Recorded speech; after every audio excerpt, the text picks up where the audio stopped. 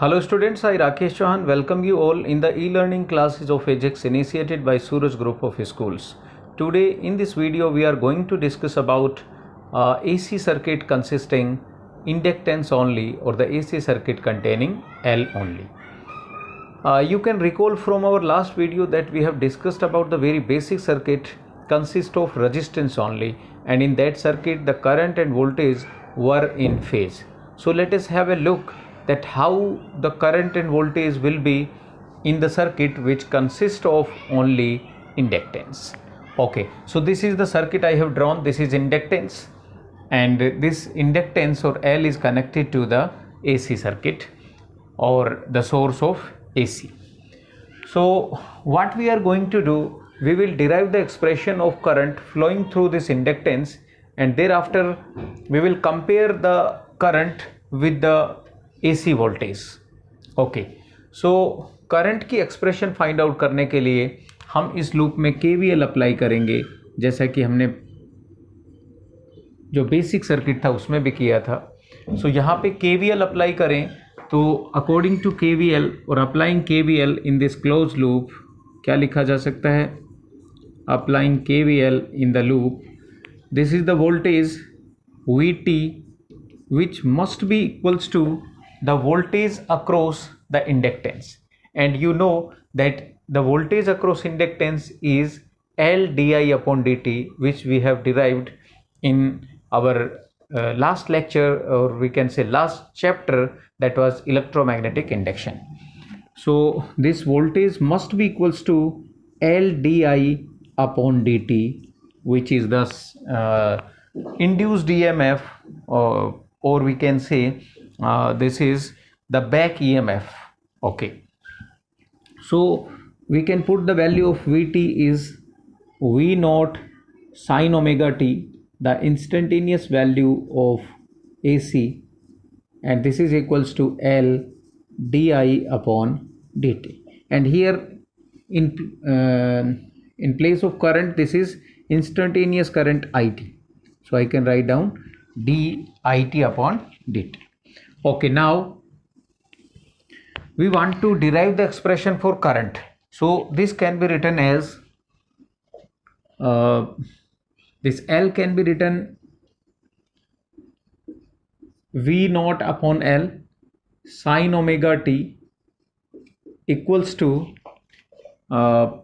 d upon dt of IT, we can say, of IT.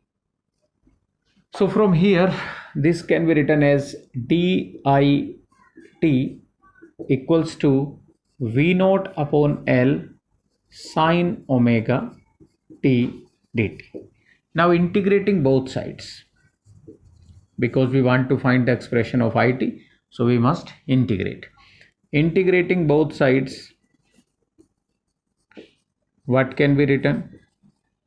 The integration of dit will be IT, and the integration of V naught upon L sine omega t can be written as this. Okay, so this V naught upon L is constant, so it can be taken outside the integration. So IT is equals to V naught upon L integration sine omega t dt. Okay, और आपको पता है sign omega T का integration होता है minus cos omega T, तो इसको लिखा जा सकता है minus cos omega t divided by the differentiation of omega t, that is omega.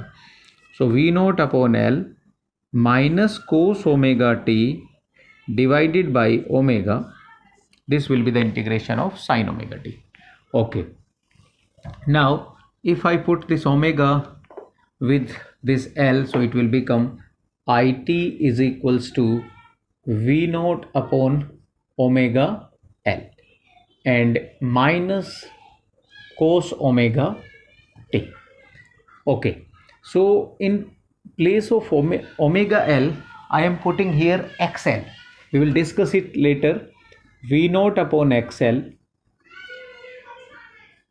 और इस माइनस कोस ओमेगा टी को अगर मैं साइन ओमेगा टी की फॉर्म में लिखना चाहूँ, क्योंकि आगे चल के हमें इस वोल्टेज को इस करंट के साथ कंपेयर करना है, और कंपेयर तभी कर सकते हैं जब दोनों में साइन ओमेगा टी हो. तो अगर मैं cos omega T minus cos omega t को लिखूं sine omega T minus pi by two, so I hope आपको कोई दिक्कत नहीं होनी चाहिए। Sine omega T minus pi by two, this is equals to minus cos omega t, mathematics में आपने पढ़ा होगा। Okay, so now this is V naught upon XL, and what is XL? XL को हमने रखा है ओमेगा एल की जगह, और इसको हम कहते हैं inductive reactance. Inductive reactance offered by the inductance और इंडक्टर। इंडक्टिव रिएक्टेंस, ये टर्म आपको याद रखनी है, इंडक्टिव रिएक्टेंस। ऐसे ही हम कैपेसिटर के केस में पढ़ेंगे कैपेसिटिव रिएक्टेंस, और इसकी जो यूनिट होती है वो ओम होती है। Means it's a kind of resistance offered by the inductor, तो इसलिए इसका नाम रखा गया inductive reactance. So voltage, peak value of voltage divided by resistance, so this is the peak value of current. So इसकी जगह मैं लिख रहा हूं I T is equals to I not peak value of current and sine omega T minus pi by two. So ये हमारे पास instantaneous value of current आ गई है, एक्सप्रेशन आ गई है जो हमें डिराइव करनी थी। इंस्टेंटेनियस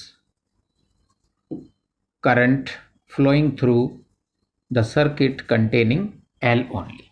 तो अगर मैं इस एक्सप्रेशन को कंपेयर करता हूं, सपोज इसको मैं कह रहा हूं इक्वेशन फर्स्ट और इसको equation second, so comparing the instantaneous voltage and instantaneous current, so what can we conclude? Okay, so here this is sin omega t and here this is omega t sin omega t minus pi by 2. So the phase difference is minus pi by 2, I can say, or we can say that current is behind the voltage by pi by 2. Minus means current पीछे, lagging जिसको अपन कह सकते हैं। so यहाँ पर हम लिखेंगे in AC circuit containing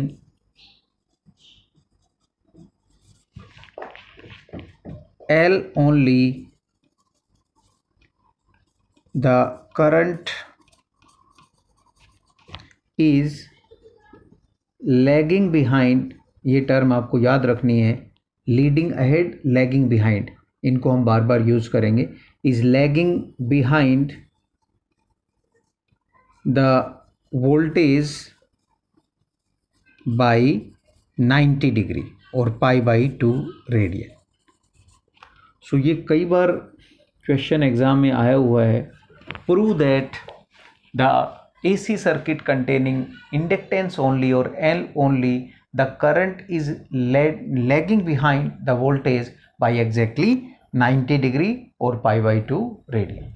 सो आपको यहाँ तक ये एक्सप्रेशन सॉल्व करके दिखानी है। सो आई होप ये चीज़ आपको समझ आई होगी। अब हम डिस्कस करेंगे ये जो XL is equal to omega L हमने लिखा है इसके बारे में। सो इसका नाम है इंडक्टिव रिएक्टेंस और इसकी जो यूनिट है वो ओम होती है। इसका मतलब this is the resistance offered by the inductance. Okay, so सबसे पहले हम इसका ग्राफ ड्रॉ करेंगे, how this inductive reactance actually vary with variation of frequency as well as inductance. So XL is equals to omega L. So अगर मैं यहाँ पर L को कांस्टेंट ले लेता हूँ, अच्छा ओमेगा की जगह हम 2 पाई एफ भी रख सकते हैं, तो ये फार्मूला बन जाएगा 2 पाई एफ एल। ये दोनों ही आपको याद रखने हैं। अगर फ्रिक्वेंसी रेडियन पर सेकंड में है तो ये यूज़ करेंगे, और अगर फ्रिक्वेंसी हर्ट्स में है तो 2 पाई एफ एल यूज़ करेंगे। सो अगर L कांस्टेंट है तो हम कह सकते हैं XL is directly proportional to F और ओमेगा। ओमेगा या F के डायरेक्टली प्रोपोर्शनल होगा क्योंकि 2 पाई और L कांस्टेंट है। सो ग्राफ आ जाएगा variation of XL with omega directly proportional होगा। मतलब अगर हम फ्रिक्वेंसी ऑफ AC सोर्स को इंक्रीज करेंगे तो जो इंडक्टिव रिएक्टेंस है वो इंक्रीज होगा, मतलब इसका रेजिस्टेंस जो है वो इंक्रीज होगा।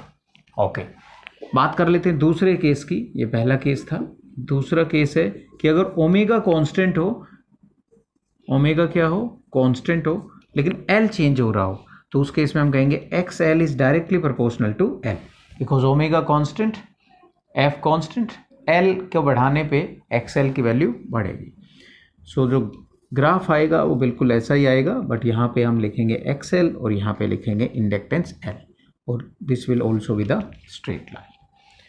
तो ये भी कई बार एग्जाम में पूछा जाता है, draw the variation of inductive reactance with frequency, draw the variation of inductive reactance with inductance.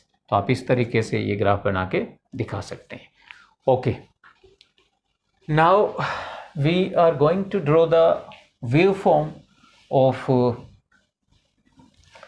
Instantaneous current and instantaneous voltage, जैसा कि हमने रेजिस्टेंस के केस में भी वेव फॉर्म्स ड्रॉ की थी, और उसके बाद फेजर डायग्राम भी ड्रॉ करना है हमें। सो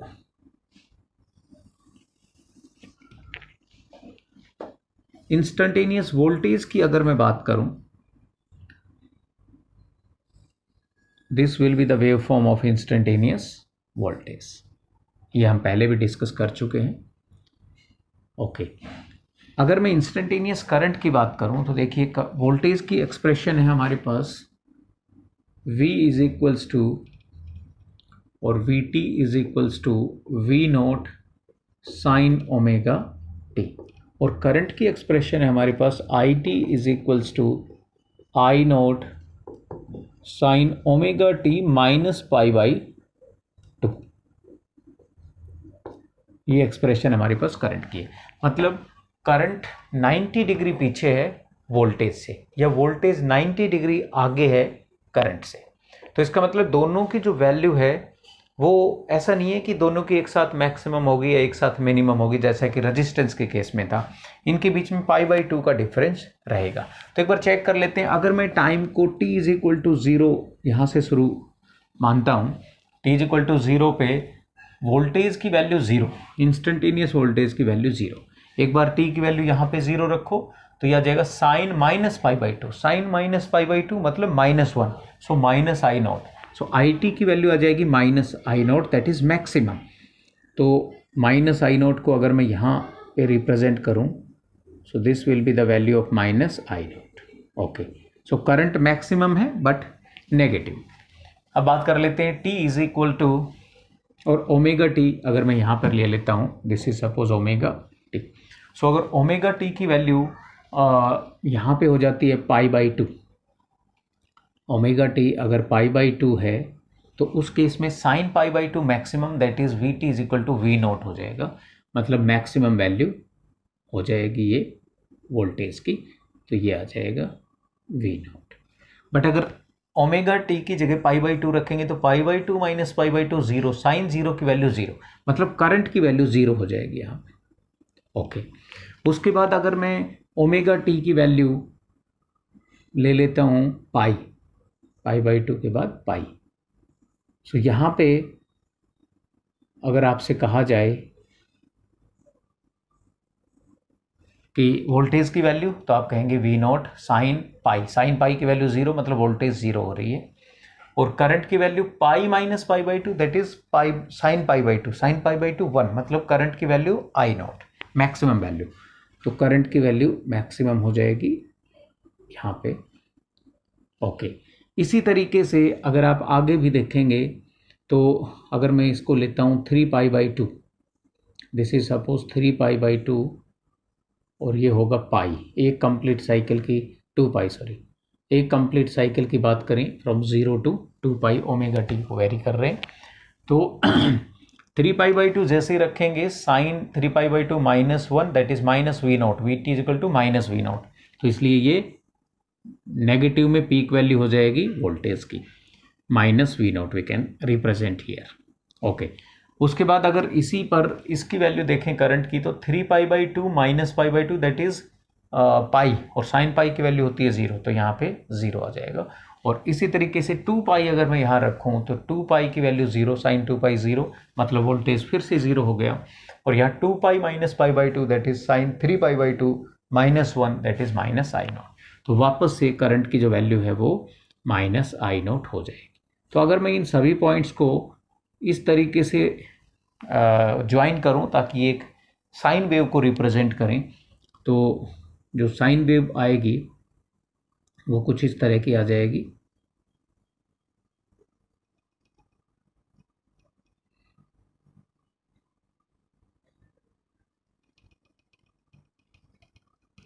इस तरह की वेव फॉर्म आएगी और ये वेव फॉर्म जो बनेगी या रिप्रेजेंट कर रही है, ये इंस्टेंटेनियस वैल्यू ऑफ करंट को रिप्रेजेंट कर रही है और ये वेव फॉर्म रिप्रेजेंट कर रही है इंस्टेंटेनियस वैल्यू ऑफ वोल्टेज। सो ये मैंने आपको बताया कि किस तरीके से करंट की और वोल्टेज की वेव फॉर्म को ड्रॉ किया जाता है, बट आप एग्जाम के पॉइंट ऑफ व्यू से इसको याद रखेंगे कि इसमें वोल्टेज की वेव फॉर्म इस तरह की, वोल्टेज की वेव फॉर्म इसी तरह की रहेगी चाहे कोई भी सर्किट हो। करंट की जो वेव फॉर्म है वो चेंज होती रहेगी। अगर वो पीछे है π/2 तो इस तरह की, अगर वो आगे है तो शुरुआत यहाँ से करेंगे जैसे कि अगले टॉपिक में हम करने जा रहे हैं। और अगर वो सेम फेज में है तो जहाँ पे करंट की मैक्सिमम वैल्यू होगी वहीं पे वोल्टेज की, जहाँ पे करंट की मिनिमम वहाँ पे वोल्टेज की भी मिनिमम होगी, जैसा कि रेजिस्टेंस के केस में पढ़ा था। इसके अलावा फेजर डायग्राम भी पूछा जाता है इसका, तो फेजर डायग्राम भी अपन ड्रॉ कर लेते हैं। फेजर डायग्राम, और फेजर डायग्राम में मैंने आपको बताया था कि हम इसमें एक रोटेटिंग वेक्टर लेते हैं जो कि इंस्टेंटेनियस वैल्यू ऑफ वोल्टेज और करंट को रिप्रेजेंट करेगा। तो इसमें दो फेजर हमें लेने पड़ेंगे, वोल्टेज का और करंट का। रेजिस्टेंस के केस में भी हमने दो फेजर लिए थे, दो रोटेटिंग वेक्टर लिए थे, लेकिन वो दोनों सेम फेज में थे, इसलिए एक ही स्ट्रेट लाइन में हमने उनको रिप्रेजेंट कर दिया था। ओके, तो यहाँ पे वोल्टेज का वेव फॉर्म बिल्कुल सेम रहेगा जैसे कि प्रीवियस केस में था। यहाँ पे इसको मैंने रिप्रेजेंट किया पीक वैल्यू V0 से, और ये जो एंगल है ये है ओमेगा टी। तो अगर मैं आपसे कहूँ करंट का फेजर बताइए, तो करंट का फेजर आप कहेंगे सर ओमेगा टी माइनस π/2 पे होगा, मतलब इससे 90 डिग्री पीछे। 90 डिग्री पीछे मतलब इधर की तरफ, फोर्थ क्वाड्रेंट में इधर की तरफ ये एंगल पूरा 90 डिग्री हो जाएगा। तो ये फेजर आ जाएगा करंट का, दिस इज I0। रेजिस्टेंस के केस में आपको याद होगा ये दोनों ये हमने सेम डायरेक्शन में रिप्रेजेंट किए थे क्योंकि वोल्टेज और करंट दोनों सेम फेज में थे। ओके, तो ये जो एंगल है ये हो जाएगा, this angle will be omega T minus π/2, और इन दोनों के बीच में 90 डिग्री का एंगल होगा। अब एक बार इसको देख लेते हैं कि किस तरीके से ये इंस्टेंटेनियस वैल्यू ऑफ वोल्टेज और करंट को रिप्रेजेंट करेगा। तो देखिए इधर की तरफ अगर मैं इसका कंपोनेंट लेता हूँ तो आप कहेंगे सर ये कंपोनेंट आएगा V0 साइन ओमेगा टी, क्योंकि ये हॉरिजेंटल कंपोनेंट है और हॉरिजेंटल कंपोनेंट होता है V0 कोस ओमेगा टी, तो यहाँ हो जाएगा साइन ओमेगा टी। और अगर आप ध्यान से देखेंगे तो ये इंस्टेंटेनियस वैल्यू ऑफ वोल्टेज को रिप्रेजेंट कर रहा है। ओके, इसी तरीके से अगर मैं ये जो एंगल है यहाँ से यहाँ तक ये है 90 डिग्री, सो ये एंगल कितना हो जाएगा, तो आप कहेंगे सर ओमेगा टी माइनस π/2। तो अगर मैं इसका हॉरिजॉन्टल कंपोनेंट लेता हूँ तो वो इधर की तरफ आएगा जिसमें कोस आएगा, लेकिन हमें चाहिए sign I0 sign omega T, तो इसका मतलब वर्टिकल कंपोनेंट हमें इसका लेना है, ये वाला कंपोनेंट। और ये हो किसको रिप्रेजेंट करेगा, तो आप कहेंगे सर ये रिप्रेजेंट करेगा I0 पीक वैल्यू और साइन ओमेगा टी माइनस π/2, और ये देखा जाए तो क्या है, इंस्टेंटेनियस वैल्यू ऑफ करंट। इस तरीके से हम फेजर डायग्राम ड्रॉ करेंगे in case of AC circuit containing L only. So this is all about the AC circuit containing L only, and I hope this video is going to be very beneficial for you to understand the concept of AC circuit in which only inductance is connected. Thank you very much for watching the video. If you are having any comment, you can mention those comments in your comment box. Thank you very much.